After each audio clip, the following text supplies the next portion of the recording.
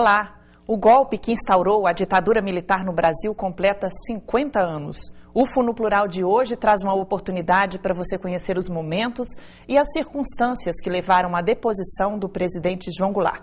E ainda, você vai saber de um projeto da Universidade Federal de Uberlândia que pretende detalhar ações e reflexos da ditadura, especialmente no Triângulo Mineiro e Alto Paranaíba. A expectativa é que essa ação colabore na compreensão dos fatos e faça aumentar o interesse, principalmente dos jovens, para as questões políticas em nosso país. Os convidados para este bate-papo já estão no estúdio comigo, professora Neiva Flávia de Oliveira, da Faculdade de Direito, e também o professor Antônio de Almeida, do Instituto de História. Sejam muito bem-vindos e obrigada por aceitar o nosso convite. A gente é que agradece essa oportunidade de estar aqui com vocês e de falar um pouco, para a sociedade acerca do que é verdadeiramente, do que foi verdadeiramente esse período tão negro da política brasileira e convidar, levar para as pessoas um convite para as atividades que a gente pretende desenvolver, para que elas participem e venham conhecer e ver verdadeiramente a história. Então a gente precisa muito do apoio de vocês para essa divulgação. Conte sempre conosco. Eu também gostaria de agradecer muito o convite e parabenizar a TV Universitária pela iniciativa, porque essas datas redondas, 30, 40, 50 anos de algum evento marcante, como foi esse, do golpe da ditadura militar no Brasil, nos instiga a pensarmos sobre a nossa realidade histórica, a realidade histórica do nosso país. E nós, na universidade, sempre cumprimos esse papel. Já fizemos alguns debates, temos uma programação que a professora Flávia vai falar daqui a pouco, mas o nosso debate interno é um debate para a comunidade acadêmica. Infelizmente, os nossos laços com a sociedade de forma mais geral, ele não é tão estreito, então a população ainda não vê a universidade como um espaço para ela frequentar cotidianamente.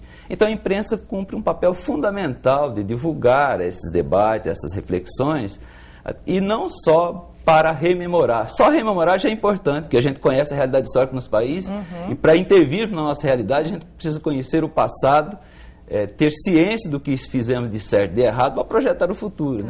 Mas mais do que isso, é para essa juventude, que talvez não tenha muito contato com esses debates, conhecerem a realidade do nosso país para se conscientizar e tomarem posição frente aos fatos, frente a possibilidades de construção do nosso país.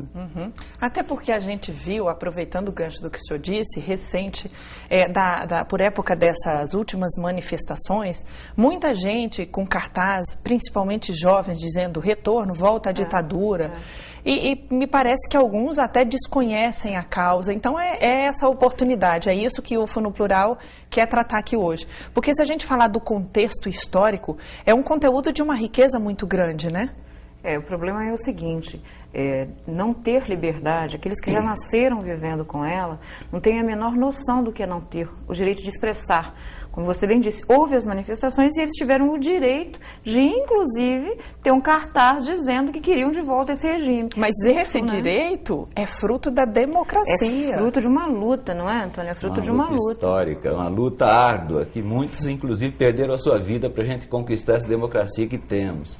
E eu louvo a iniciativa das pessoas irem para a rua, essas manifestações que aconteceram ao longo do ano passado e neste começo de ano já tem algumas programadas, tira as pessoas de um estado de letargia, mostram a sua insatisfação e a necessidade de reivindicar seus direitos, mas me assusta um pouco que no bojo dessas manifestações, alguns se apresentem ali saudosos da ditadura. Como é que alguém pode ser saudoso nos períodos de maior retrocesso na história do nosso país? E veja, me assusta o fato de alguns terem convicção de defender essas teses, mas têm o direito democrático de defendê-las. E me assusta muito mais os jovens incautos que, às vezes, sem discernimento sobre o que aconteceu de fato no nosso país, embalam nessa onda. Então, por isso que um programa como esse cumpre um papel fundamental, porque a gente pensa sobre o que aconteceu, mostra os malefícios daquilo que aconteceu, para evitarmos que aconteça novamente. Não é possível que a gente permita ainda uma possibilidade de um retorno àquilo que foi o de pior que já aconteceu na história do nosso país. Eu acho uma coisa preocupante. A gente não tem, a nossa região, o conhecimento do que foi isso, né? Como é que foi vivido isso aqui em Uberlândia, na Universidade Federal, na região do Triângulo Mineiro, na região de Alto Paranaíba? E a gente fala em golpe militar, mas na verdade a gente tem falado em golpe civil-militar, Frineia, porque muitos civis que apoiaram, que sustentaram, que financiaram esse golpe e que se beneficiaram financeiramente desse período. Então, é importante que isso seja revelado, porque a questão não foi simplesmente, olha, os militares entenderam que deviam tomar o poder por uma questão meramente ideológica. Houve uma questão financeira, sim, houve benefícios financeiros, sim, e houve as classes que foram dizimadas e exploradas. Então, é importante a gente revelar isso para que essas pessoas saibam que foi de verdade e porque também existe uma imagem muito falsa de que foi, eles tomaram o poder porque queriam dar segurança, só isso, foi esse o fundamento. Isso não é verdade.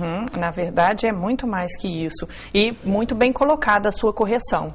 Então, golpe civil-militar. Civil-militar. A gente, na história, durante algum tempo falávamos só um golpe militar, mas depois começamos a incorporar o isso civil. Que a professora Flávia fala, que veja, na verdade a participação civil foi bastante expressiva, Sim. tanto no processo de conspiração contra um governo constitucional que dera o golpe, e depois na construção dos governos militares, né, do governo da ditadura. E veja, então o que está em debate não é apenas um recordar de acontecimentos. O que está em debate também é a construção de projetos para o nosso país, porque ideologicamente nós temos posições diferentes. Então os saudosos da ditadura, convictos desse saudosismo, tem um outro projeto de país, um projeto que aponta para o retrocesso, que aponta para a centralização do poder, que aponta para destituir da grande maioria o direito de cidadania. Então a gente tem que combater no plano das ideias e no plano concreto, para evitar que isso aconteça novamente. E nesse sentido, esse mote, relembrar para nunca mais, ele cumpre bem essa função, né? O para nunca mais venha, conheça, entenda, né? Porque vamos falar um pouquinho dos prejuízos para o Brasil. Então, olha, na verdade a gente fala conhecer para nunca mais. E o que a gente falava olha, muitas vezes se fala que houve um crescimento econômico, etc. Bom, primeiro, a gente não acredita e nem admite esse debate, porque a perda da liberdade, sob nenhum argumento, seria aceita.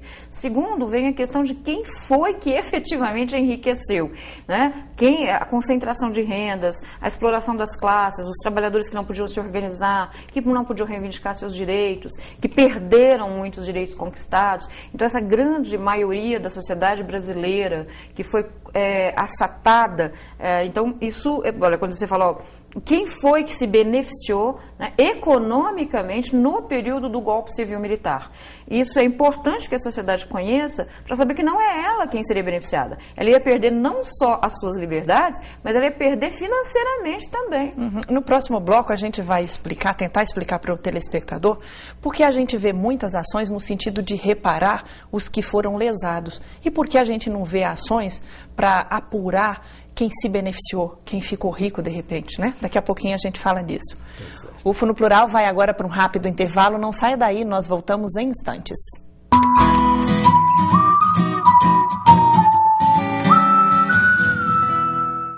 Quase 2.000 impressões por mês.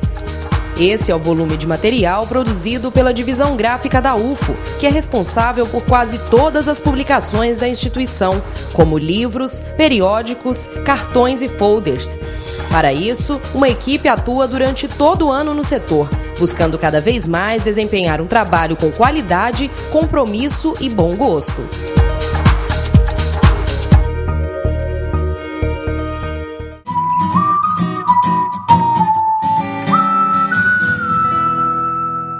UFO no Plural está de volta, hoje falando dos 50 anos do golpe civil-militar no Brasil. No bloco anterior, nós prometemos falar por quê e tentar explicar por que os beneficiados da época do golpe, a gente não vê na história poucos registros de investigar o enriquecimento ilícito e outras questões dessa natureza. Eu queria começar já com esse bate-papo. Bom, primeiro é o seguinte, é que você disse, muita gente fala muito golpe militar e acentua esse fato e deixa em segundo plano o apoio civil que aconteceu e o benefício desses civis que enriqueceram e muito, houve uma concentração muito grande de riquezas e de terras, por exemplo, um ponto alto, e na nossa região com certeza um ponto importante, porque o que acontece? Não é interessante, essas pessoas continuam ricas hoje, esse enriquecimento que elas tiveram, eles se mantiveram. E daí eles acabam tendo uma influência no fato de que nós não revelemos isso. Nós temos que ter a ousadia e a coragem de enfrentar, como você bem disse, quem se enriqueceu naquele período à custa do sacrifício de direitos de muitos e da vida de muitos. Porque a liberdade para isso nós já conquistamos, né, professor? Lógico. É bom alertar aos jovens, sobretudo os incautos que às vezes embarcam em algumas teses salvacionistas, porque na época que para justificar o golpe, estavam salvando o país do comunismo, salvando o país do colapso. Da desigualdade, né? Da desigualdade, de um descontrole econômico do país, mas na verdade, quem efetivamente agiu durante todo o período militar em favor dos poderosos e em desserviço da maioria dos trabalhadores foi exatamente o governo civil-militar que foi implantado a partir do golpe de 64.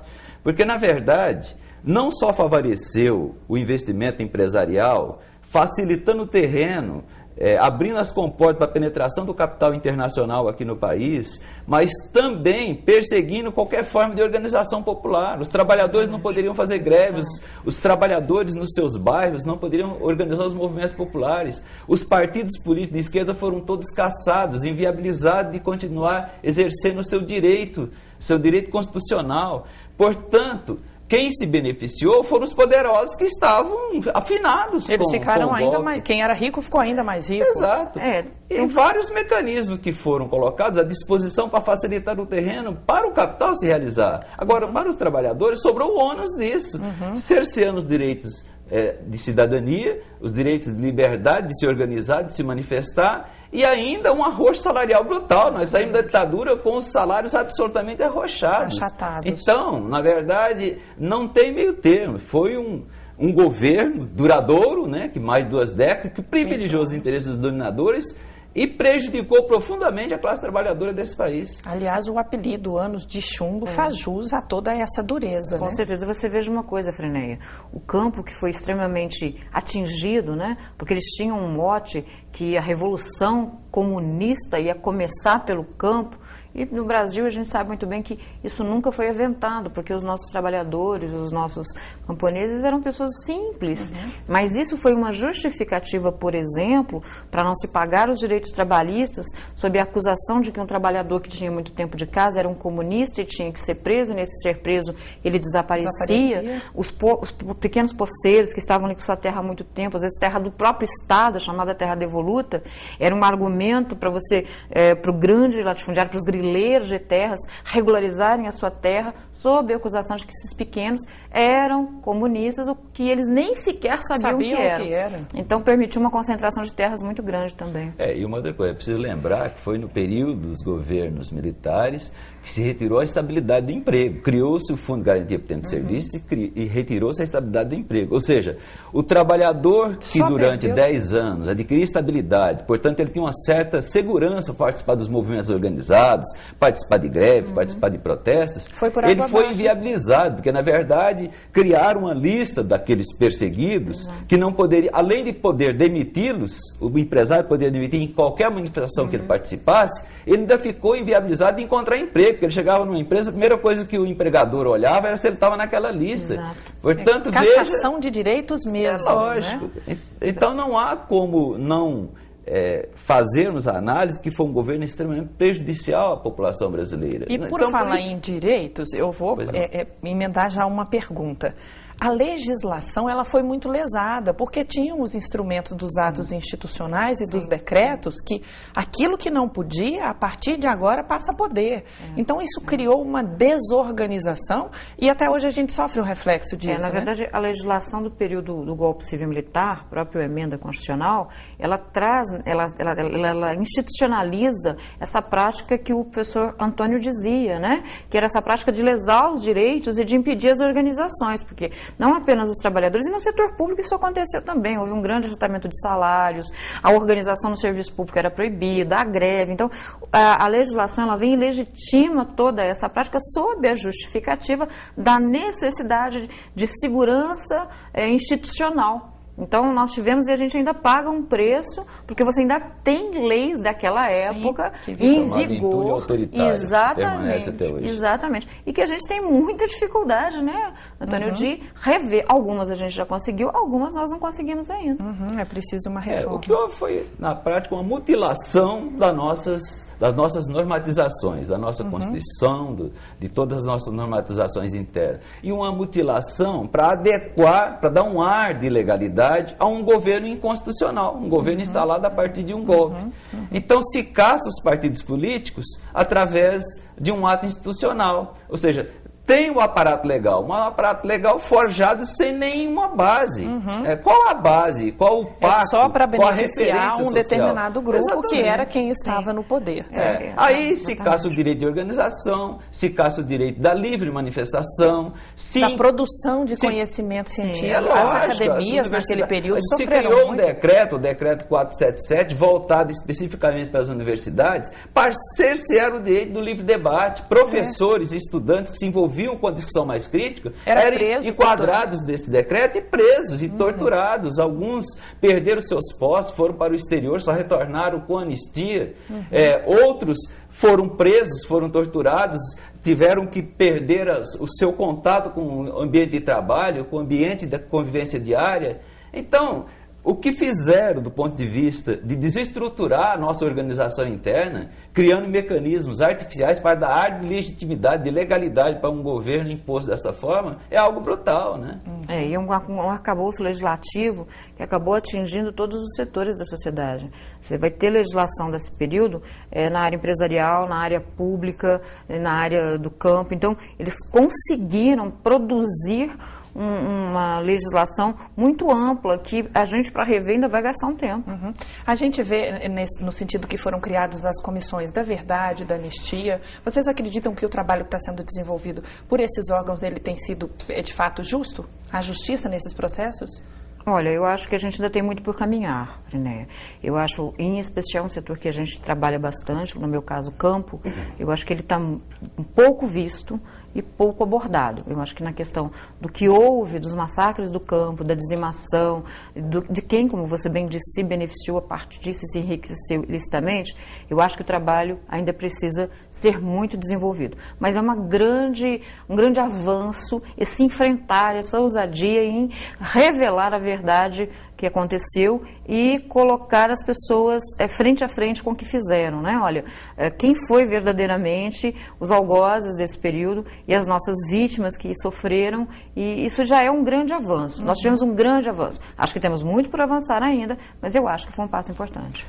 Só mais recentemente é que nós tivemos coragem de enfrentar razoavelmente essa questão, né? Não fizemos ainda como alguns países vizinhos aqui da América Latina, que já enfrentaram de uma forma muito mais ousada, responsabilizando quem efetivamente cometeu crimes, correto?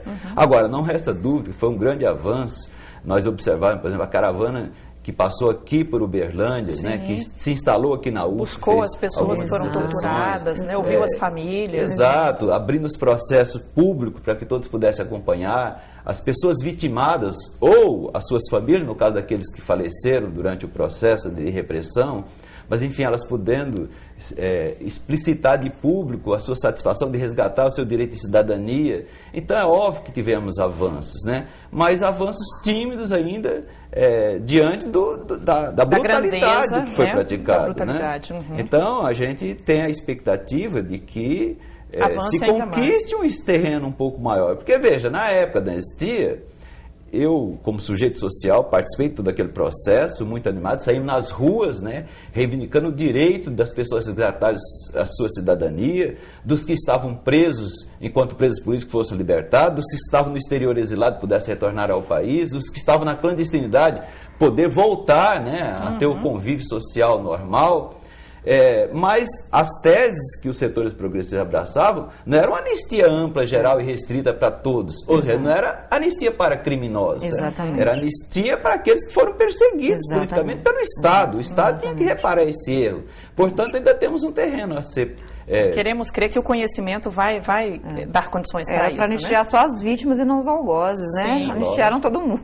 Daqui a pouquinho, no próximo bloco, a gente vai trazer, porque tem muitas perguntas da população, tem dúvidas a respeito, tá? Okay. UFO no Plural vai agora para um rápido intervalo. Continue ligado, pois nós voltamos já já.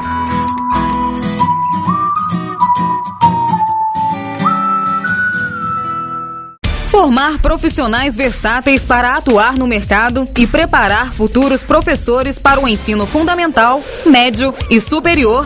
Este é o objetivo do curso de Matemática da UFO. Com salas de aulas modernas, computadorizadas e laboratórios arrojados, o curso oferece um corpo docente especializado que faz dele um dos melhores do Brasil. Matemática da UFO, a fórmula adequada para a sua carreira.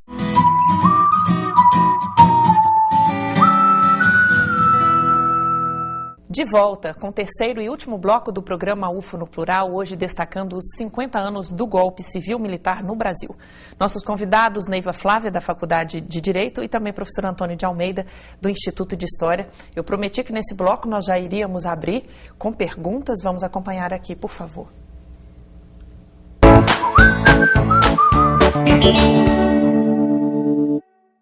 Agostinho Quirino, bairro Santa Mônica.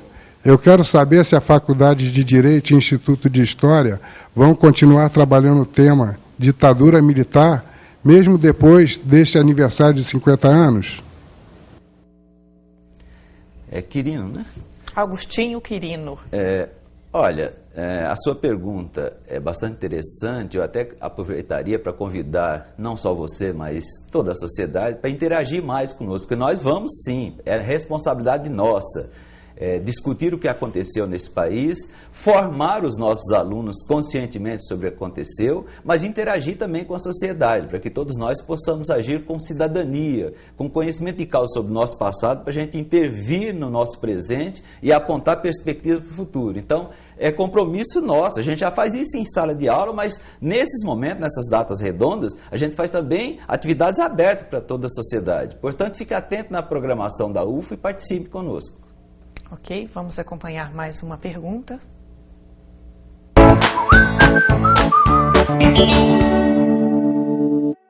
Meu nome é Gustavo de Melo Oliveira, eu sou de Araguari. Em meio a tantas denúncias de corrupção, muita gente acredita que não há mais solução para o país.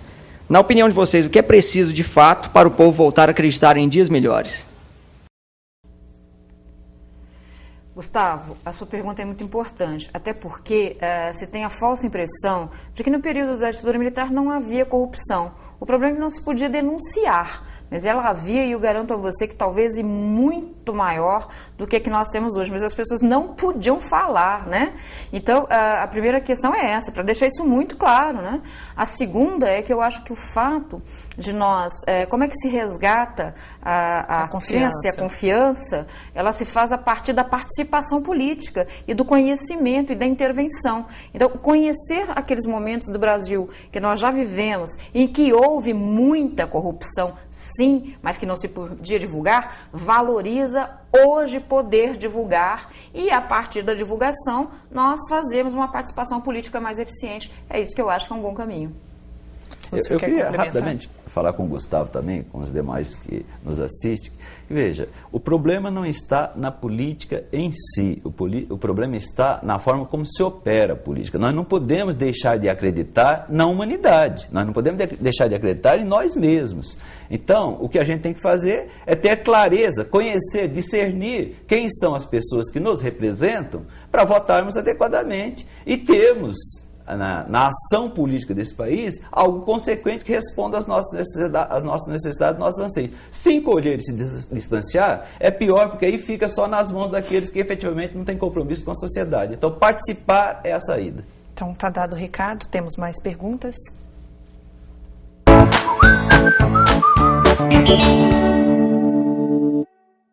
Ana Paula, do bairro Brasil. A UF já sofreu algum tipo de pressão ou repressão por ser considerada fruto do governo militar? Não, diretamente não, porque na verdade a UFO ela não é de determinadas pessoas. A UFO é um patrimônio da sociedade brasileira, da coletividade local, mas também da sociedade brasileira. Tanto é que nós recebemos alunos de todas as partes do nosso país. Então, na verdade, o que nós tivemos foi a participação ativa de algumas figuras locais que tinham muita sintonia com os governos militares na época da federalização. Mas isso não quer dizer que a UFO foi patrimônio deles. Na verdade, como ela representa os interesses da coletividade e como ela está a serviço da coletividade, somos nós todos que devemos dar um rumo para ela, inclusive a sociedade que não tem uma participação direta. Portanto, uma intervenção direta ou uma repressão direta ou então algumas avaliações de que a UFO teria essa herança não cabe, porque na verdade ela significa um histórico de luta nossa, da população local, para ter uma universidade pública na nossa região, que cumpre um papel fundamental, eu entendo, para a sociedade como um todo. Professora Neiva, nosso tempo está quase acabando, mas eu gostaria que você destacasse esse projeto que a UFO está desenhando para ser realizado ao longo de 2014. Fala um pouquinho para nós. Bom, Frineia, no dia 31 de março, nós vamos na Câmara Municipal, às 19 horas, lançar o projeto 50 anos do golpe civil-militar, Conhecer para Nunca Mais. Nós vamos ter no dia 2 atividades teatrais muito bacanas, uma com o grupo Pétalo Eu Acuso, uma com o grupo Artimanha Cálice de Sangue, uma entrevista com o professor Afonso Lana, dentre outras atividades. E vamos lançar uma programação que acontecerá durante o correr do ano todo, com cine-debates, com cursos de capacitação, com festivais da canção, abertos a toda a comunidade uberlandense, com documentários e com o levantamento e a exposição do que aconteceu e de como foi a realidade da nossa região, como a gente disse no início, nesse período do Brasil e, em especial, Triângulo Mineiro e Alto Paranaíba. Fica então aí o convite para o telespectador, aberto ao público, envolve várias pessoas de diversos departamentos da UFO. Foi muito bom conversar com vocês, obrigada pela participação. Nós é que agradecemos. UFO no Plural termina agora. Você que está em casa, eu agradeço de forma muito especial pela companhia. Lembrando, se você quiser rever esta edição, ela será reexibida no próximo sábado aqui, pela TV Universitária, às 14h. A partir de amanhã ela estará disponível também no canal YouTube. O nosso próximo encontro é na semana que vem. Aproveite bem o seu tempo, um grande abraço e até lá.